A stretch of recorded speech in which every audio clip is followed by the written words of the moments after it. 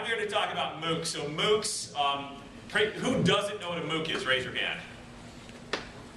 All right, look it up on the web. Okay, so this is where we are in the hype cycle, the Gartner hype cycle.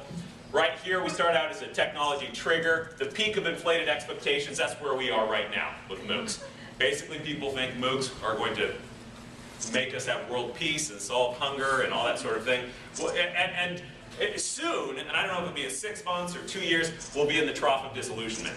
So when that happens, it'll be great. All the press that can't stop writing about how great MOOCs are suddenly going to throw them under the bus and say this is the worst invention ever, it's horrible, it's a fraud. Then eventually what will happen, the slope of enlightenment, and then we'll get to the plateau of productivity where they will actually be useful, or people will come to realize they're actually useful. I thoroughly believe this. So we will get here at some point in time, because honestly, MOOCs are a great thing, they are useful, they do have their place, I think they're a wonderful thing, but let's not forget where we are right now. Okay, so what's going to happen?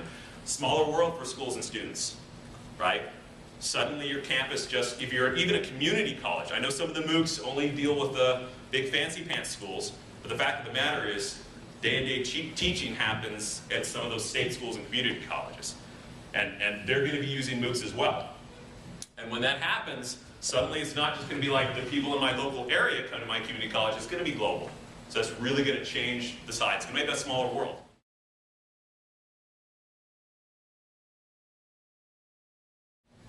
We're going to compete on quality instead of brand. Right now, everyone's like, oh, the Ivy League school, that's got to be a good course. Well, who knows? Let's let the people decide. Democratization of education is letting people decide. That's a component of it.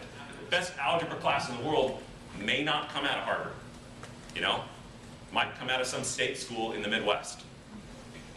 We'll find out, and that's exciting. But guess what? With this MOOC model, you don't have to build new parking lots. You don't have to pay more electrical bills. You don't have to build new buildings. You can increase your revenue without increasing your costs substantially. And you end up educating more people. So, again, this is where we are.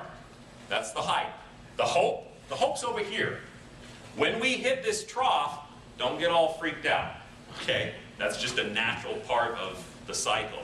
So, thank you for your time. I'll meet you at the plateau. Thanks.